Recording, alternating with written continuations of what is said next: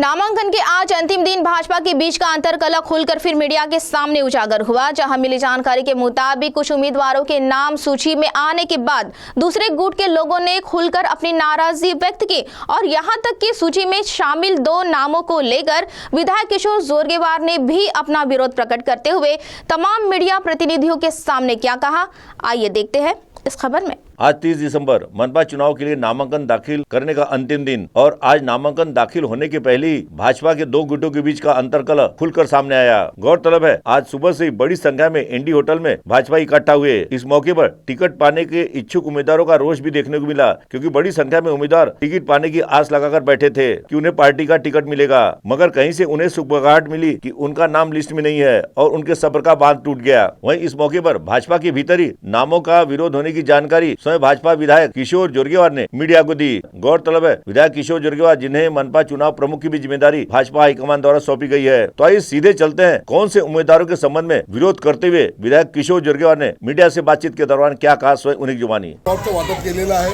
फक्त आम्हाला 2-3 ठिकाणी जो दिसत आहे तुम्हाला 2 ठिकाणी वाद आहे। त्यामध्ये सर्वसाधारण कार्यकर्त्यांची भावना ही आहे की जो अजय सरकार नामक व्यक्ती आहे त्याच्या 20 गुन्हे असताना सुद्धा या तिकीट देण्याचा प्रयत्न केला। नंबर 2, मनोज पोतराजे नावाचा जो आहे त्यांनी माननीय मुख्यमंत्र्यांच्या बद्दल अपशब्द एक कॅम्पेन चालवलं, ओबीसी विरोधी म्हणून कॅम्पेन चालवलं, त्याच्या कुटुंबात सुद्धा तिकीट दिलं जात आहे आणि म्हणून हा सगळा या ठिकाणचा हे होत आहे। म्हणून सकाळी जसं सांगितलं आताही ते सांगतो आहे की जे आलं आहे काही गोष्टी या थोड्या निश्चितपणे, पण अजूनही 2 फॉर्म शिल्लक आहे का? 2 एबी फॉर्म शिल्लक आहे का? 2 एबी फॉर्म शिल्लक त्यांच्यावर आमचे जे निरीक्षक आहेत सेंट्रीजी संचेती यांच्याकडे 2 फॉर्म शिल्लक आहेत। ते कधी आता वरती स्पष्टता मागितली आहे, वरती स्पष्टता आली कधी किती 3च्या आधी येईल स्पष्ट? असं अजय सरकारने नाकारली का म्हणजे?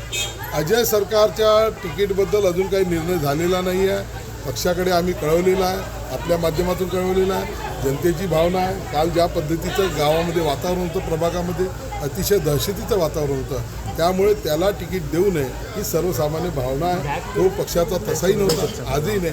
20 केसेस असलेला, 302चा गुन्हेगार असलेला, त्याला तिकीट यादीमध्ये नाव आलेलं आहे त्याचं, हे मात्र चूक। ते 2 फॉर्म कोण? निरीक्षक चयन सुधी संचेती यांच्या। CTV के लिए वैभव यारकर की रिपोर्ट।